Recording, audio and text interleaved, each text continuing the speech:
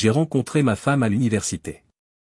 Nous avons emménagé ensemble pendant ma dernière année d'études, nous avons commencé à sortir ensemble alors qu'elle était en première année et nous nous sommes mariés l'été précédant la remise des diplômes à Janice. 10 ans se sont écoulés depuis. Après avoir quitté la ville universitaire, nous nous sommes installés en Californie. Janice a obtenu un poste à la bibliothèque du comté et j'ai commencé à travailler dans une banque. 3 ans plus tard, nous avons acheté une maison modeste et commencé à la rénover. Notre relation a toujours été très intime. Outre les démonstrations publiques d'affection chaque fois que nous le pouvons sans courir le risque d'être arrêtés, nous aimons partir en voyage et montrer la silhouette de Janice à des inconnus. Janice est incroyable. Elle avait 19 ans et était d'une beauté à couper le souffle lorsque nous nous sommes rencontrés pour la première fois. Elle mesure 145 cm, a de longues jambes, des cheveux blonds comme le miel, un corps fantastique et un physique incroyable. Elle n'a fait que s'améliorer avec le temps. Grâce à ses 3 séances d'entraînement hebdomadaires à la salle de sport, elle a maintenant ce que j'appelle un corps ferme et tonique. Il y a quelques mois, elle a participé à un événement de remise en forme à l'université où l'on mesurait le taux de graisse corporelle de chacun. La sienne n'était que de 4%. J'ai suivi Janice lorsqu'elle a commencé à venir à la salle de sport. À l'université, j'étais en très bonne forme, mais je me suis un peu laissé aller après avoir obtenu mon diplôme. Lorsque nous avons acheté notre maison, nous avons commencé à fréquenter une salle de sport située à 2 pâtés de maison. Cette chaîne de fitness bien connue, qui compte des centaines d'établissements dans tout le pays, nous permet de continuer à faire de l'exercice même lorsque nous sommes en déplacement. Après avoir perdu 88 kg, je peux maintenant courir 10 km 3 fois par semaine avec facilité. Je mesure 190 cm et j'ai des cheveux bruns foncés et ondulés. Nous aimons nous exhiber dans les salles de sport que nous visitons lorsque nous voyageons. La dernière fois, nous avons séjourné dans un hôtel situé au bord d'un lac, à environ 160 km au nord de notre maison. Il y avait une succursale de notre salle de sport habituelle à proximité. Après avoir présenté nos cartes de membres, nous avons été admis sans problème. Je portais un t-shirt et un short de course, et Janice a enfilé l'un de ses plus petits maillots de bain. Avant d'aller voir Janice, j'ai couru un peu sur la piste intérieure. Son vélo d'appartement était placé devant la zone de poids libre, où 4 hommes faisaient de la musculation. Ils étaient complètement concentrés sur Janice. En m'approchant, j'ai compris pourquoi. Son maillot de bain était incroyablement révélateur et attirait l'attention de tous. Après avoir utilisé le vélo d'appartement, elle a essayé plusieurs machines ciblant différents groupes de muscles. Janice s'est entraînée avec confiance et concentration. Son exercice de développé couché est particulièrement mémorable. Elle a attiré l'attention des autres utilisateurs de la salle en s'allongeant et en effectuant de nombreuses répétitions. Lorsque nous sommes retournés à la voiture, Janice portait un soutien-gorge de sport et une jupe portefeuille. Elle est montée sur mes genoux dans le parking et nous avons partagé un moment d'intimité. Avec les fenêtres ouvertes, j'étais certain que nos bavardages et nos rires pouvaient être entendus par tous ceux qui se trouvaient à proximité. Lorsque Janice est excitée en public, cela se voit. Le voyage a été merveilleux. Nous avons passé des moments mémorables sur le balcon de notre chambre d'hôtel, dans un bateau loué, sur une aire de repos et même sur un banc de pique-nique sur le chemin du retour. J'ai pensé que j'étais l'homme le plus heureux du monde. Il n'y avait aucun signe de problème dans notre relation, et Janice semblait aussi heureuse que moi. Nous ne nous disputions presque plus, nous partagions tout, nous plaisantions, nous rions et nous conversions. La semaine dernière, j'ai eu l'impression de me trouver sur une plage, à contempler la ligne d'horizon de la ville, sans me rendre compte de la vague massive qui s'approchait par derrière. Elle m'a frappé soudainement, me submergeant. Elle a laissé un message sur notre répondeur quand je suis rentré du travail. « Chérie, je ne rentrerai pas à la maison tout de suite après le travail. Je vais aider des collègues à organiser un dîner. Je te chéris. » Après avoir réfléchi à ce que cela signifiait, je suis arrivé à une seule conclusion. Si Janice n'aimait pas un restaurant, je pouvais y aller moi-même. Et c'est exactement ce que j'ai fait. Je suis arrivé à la maison peu avant 9 h, après un déjeuner satisfaisant. À 10h10, Janice est arrivée. Je l'attendais au lit. Elle est entrée, m'a embrassé et est allée directement à la douche. Lorsqu'elle est retournée au lit, j'ai remarqué une marque sur sa poitrine. Lorsque je l'ai interrogée à ce sujet, elle m'a répondu qu'elle s'était cognée contre le bord d'un classeur ce matin-là. Comme elle n'avait pas l'air de s'en préoccuper outre mesure, je n'ai pas insisté et je me suis tranquillement endormi. 2 jours plus tard, la banque m'a envoyé dans une autre ville pour régler des problèmes en cours. Ils se sont arrangés pour que je passe la nuit dans un motel. J'ai demandé à Janice si elle voulait se joindre à moi et prendre un jour de congé. Elle m'a répondu, non. La bibliothèque était particulièrement bondée d'écoliers en ce moment, elle devait donc rester. Je ne me doutais toujours pas qu'il se passait quelque chose. L'agence bancaire de la ville où j'ai été affecté employait 10 ou 12 personnes. Ils ont été accueillants et se sont bien occupés de moi pendant mon séjour. Un employé a été désigné par le directeur pour m'aider, et à 6 heures du soir, nous avions terminé la tâche. Ensuite, le directeur m'a dit qu'il voulait dîner avec moi. Nous nous sommes rendus dans un fantastique restaurant barbecue réputé pour ses côtes savoureuses et son ambiance excitante. Lorsque j'ai regagné ma chambre d'hôtel vers 21 heures, ou peut-être un peu plus tard, j'ai contacté Janice. Elle m'a répondu en écoutant de la musique en arrière-plan. Elle a dit, c'est Janice. Bonjour, ma chérie. Comment vas-tu? Tu nous manques. Bizarre. Elle a laissé la musique. Tu vas bien? Je vais bien. Quand rentres-tu à la maison? J'arriverai à l'heure du déjeuner. Et si nous allions déjeuner ensemble et que je te rejoignais à la bibliothèque? C'est une bonne idée, dit-elle. Mais non. Je ne pense pas pouvoir sortir déjeuner à cause de l'arrivée de tous les enfants. Nous pouvons manger dans la cour si j'apporte mon déjeuner. On fera ça un autre jour, mais j'aimerais bien. Quand je rentrerai du travail, sortons dîner. D'accord. L'appel a été coupé. Tout au long de notre conversation, elle a mis de la musique. Elle a refusé de se joindre à moi pour le déjeuner. Est-ce que je voyais des choses, ou y avait-il un problème sérieux? J'ai préparé mes affaires et j'ai quitté le motel 10 minutes plus tard. 2 heures plus tard, j'arrivais au coin de la rue à côté de notre maison. Une Toyota marron était garée dans l'allée lorsque j'ai tourné. Il n'y avait aucune lumière allumée lorsque je suis passé devant la maison. Je me suis arrêté pour réfléchir avant de prendre le prochain virage. Quelle raison innocente pouvait bien justifier la présence d'un tel véhicule? Il appartenait peut-être à l'un de ses collègues de travail qui passait la nuit à cet endroit. Peut-être. Mais il fallait que je sache. Je suis allé à ma voiture, j'ai pris un stylo et un bloc-notes et je me suis dirigé vers notre résidence. J'allais découvrir à qui appartenait ce véhicule. Après avoir noté le numéro de la plaque d'immatriculation de la voiture, je me suis arrêté à proximité de la maison. Je pouvais facilement observer ce qui se passait à l'intérieur de notre chambre en faisant le tour de la fenêtre. J'ai fait le moins de bruit possible et j'ai pris soin de ne pas marcher sur les plates-bandes. Les rideaux de la chambre étaient légèrement ouverts en bas, d'environ 5 cm. À l'intérieur, une seule bougie brûlait sur la table de nuit à côté de mon lit. Elle contenait 2 personnes. Elles étaient l'une sur l'autre. Ce que je voyais était incroyable. C'était Janice qui faisait l'amour avec un homme dans notre lit. Ma première pensée a été d'entrer et de les tuer tous les deux. Janice et moi avions discuté à plusieurs reprises de la valeur de la fidélité. Je l'entendais dire, je trouverai un moyen de te tuer si jamais tu me trompes. J'entendais sa voix dans notre chambre parce que je l'entendais dans ma tête. Oui, c'est vrai. Quand tu es avec moi, j'adore ça. Plus difficile. J'étais immobile. Je n'arrivais pas à partir même si je le voulais. Pendant qu'il passait d'une position à l'autre, j'observais. Je la voyais car il y avait juste assez de lumière avec la bougie.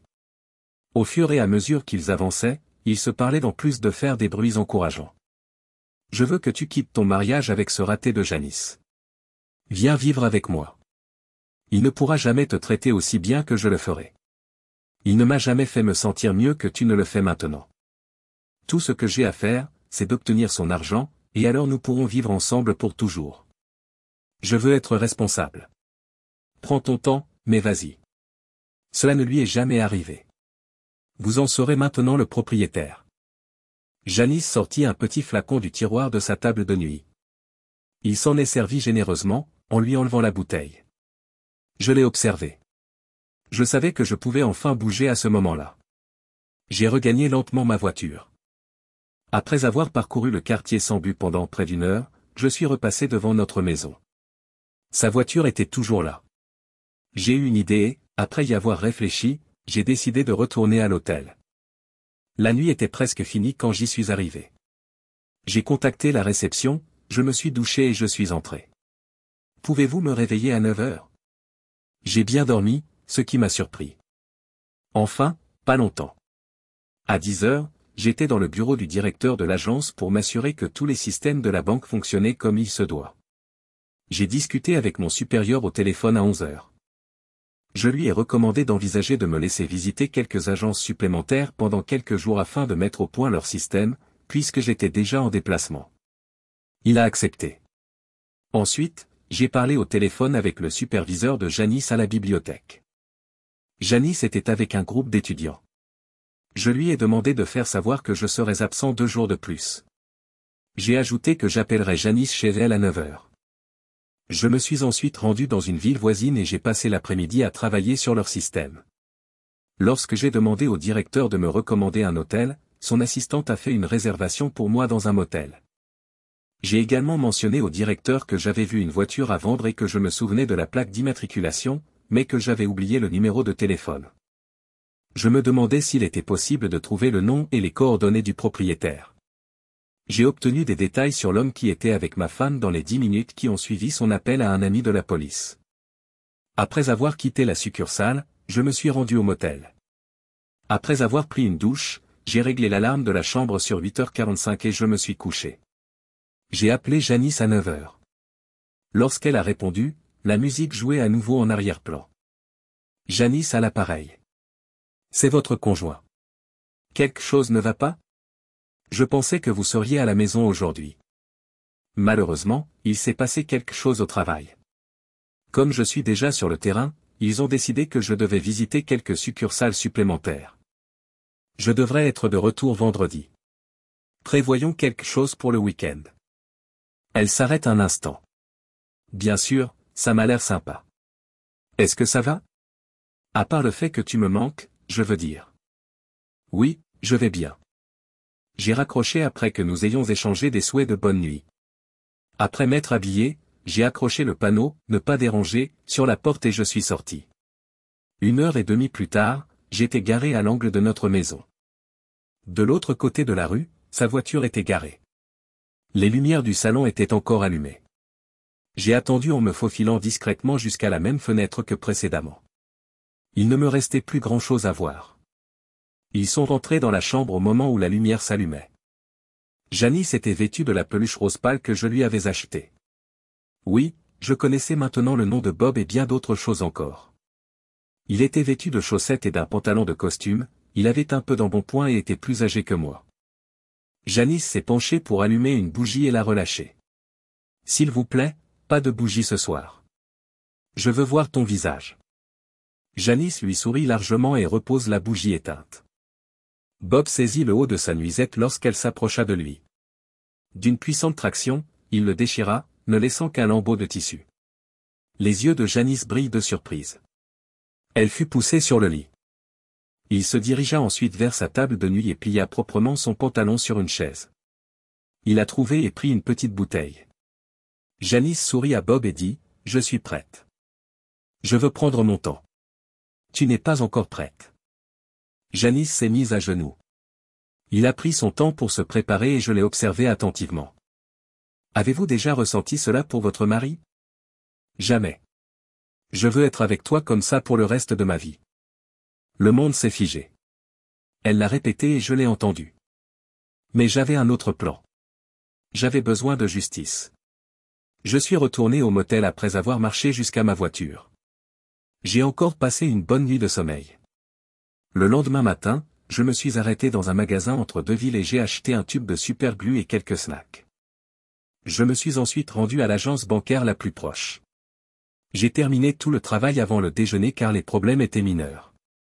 J'ai dit au directeur que je reviendrais dès que possible, mais que j'avais besoin d'une pause personnelle. Je suis rentré chez moi aussi vite que possible sans attirer l'attention. Après m'être garé dans le garage, je suis entré par la porte arrière et j'ai rapidement ouvert le tiroir de chevet de Janice à l'aide d'un tournevis. 10 minutes plus tard, j'étais de nouveau sur la route et je suis arrivé rapidement au bureau. J'ai quitté l'agence 1 heure plus tard et j'ai appelé la bibliothèque juste avant la fin du service de Janice. « Bonjour, c'est votre conjoint. Comme d'habitude, je m'attendais à ce que vous appeliez à 9 heures. Mais je travaille encore.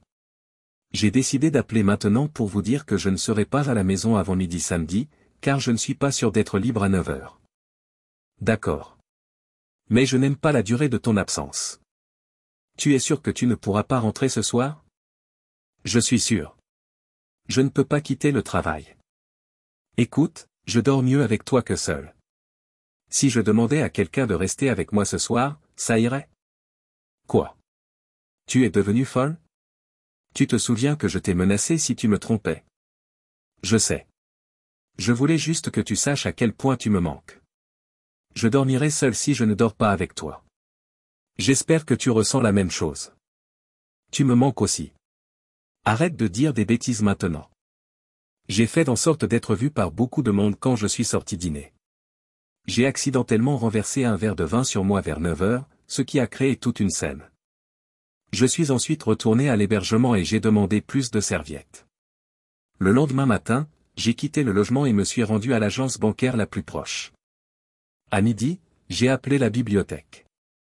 Lorsque la responsable de Janice m'a répondu, elle avait l'air très irritée. Janice était absente aujourd'hui.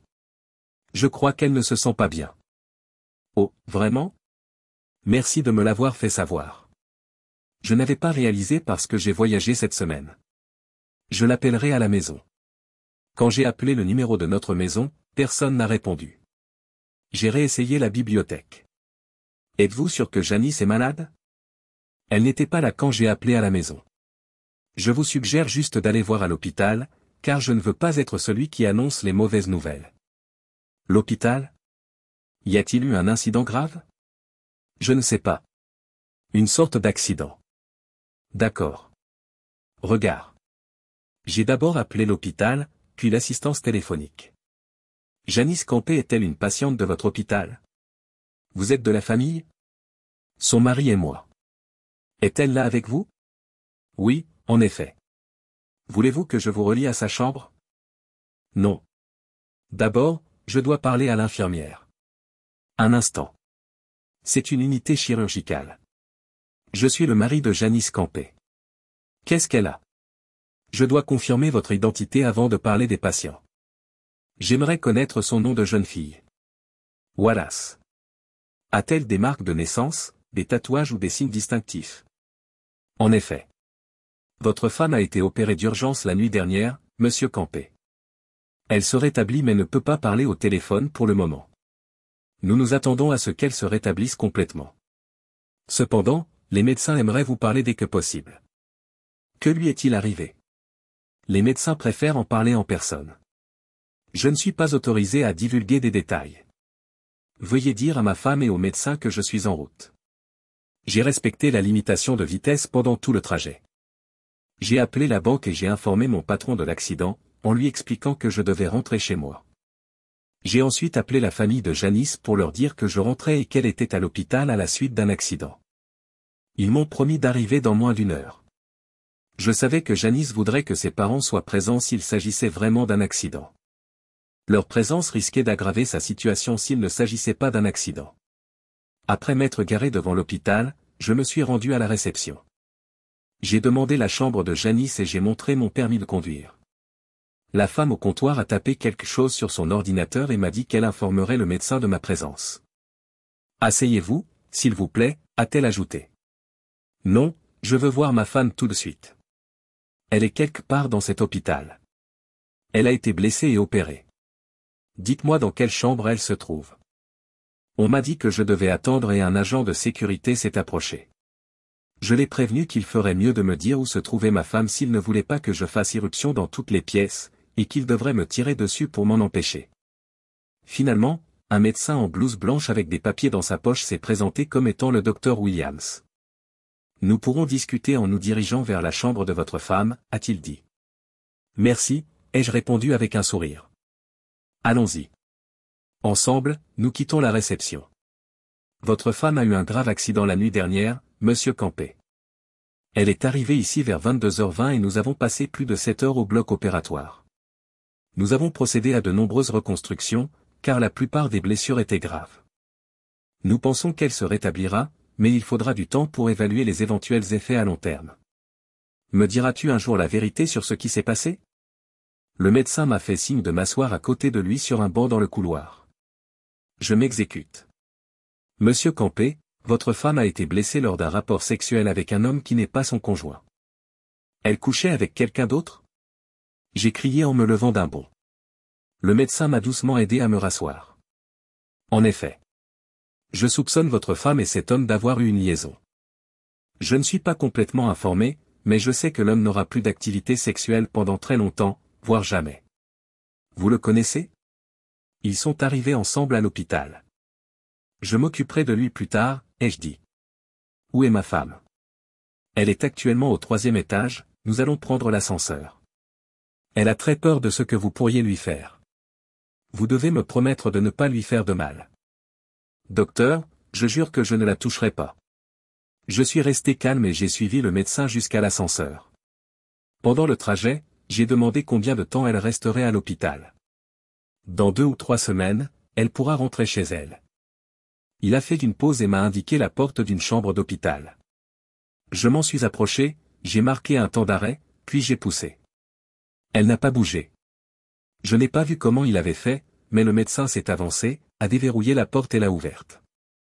Janice était allongée, les yeux fermés. Je ne pouvais pas dire si elle se cachait de moi ou si elle dormait. J'ai tiré une chaise jusqu'à son lit et je me suis assis. Au bout de quelques minutes, elle a ouvert les yeux. Elle s'est effondrée en me voyant. C'est douloureux? Je lui ai demandé gentiment. Je suis vraiment désolé. De quoi suis-je désolé? D'avoir été malhonnête? Je me suis arrêté. Même si je savais que rien ne changerait, j'étais curieux de savoir pourquoi. Il a fait une pause. Ce n'est pas de lui qu'il s'agit. Il s'agit de toi et moi. Tu as eu une liaison avec un autre homme. Nous avons passé un accord. N'ai-je pas répondu à tes besoins?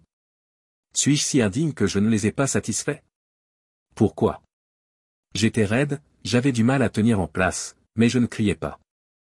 Janice a refusé, ou n'a pas pu, de me regarder dans les yeux.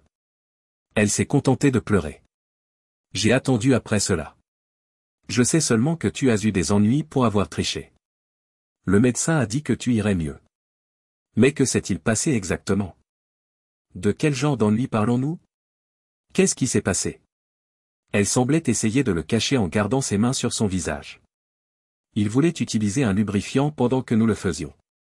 Après m'en avoir aspergé, il est entré. Ensuite, il n'a pas pu s'échapper.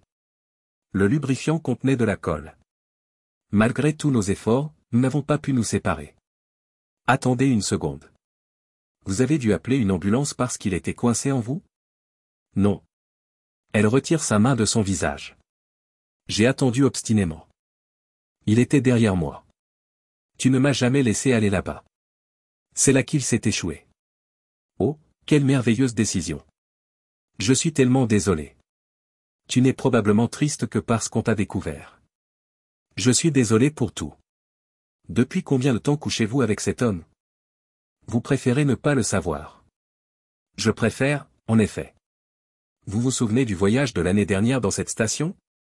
C'est là que je l'ai rencontré. Puis il m'a trouvé dans cette ville. À ce moment-là, une femme entre dans la pièce. Les yeux de Janice s'écarquillent et la fixent.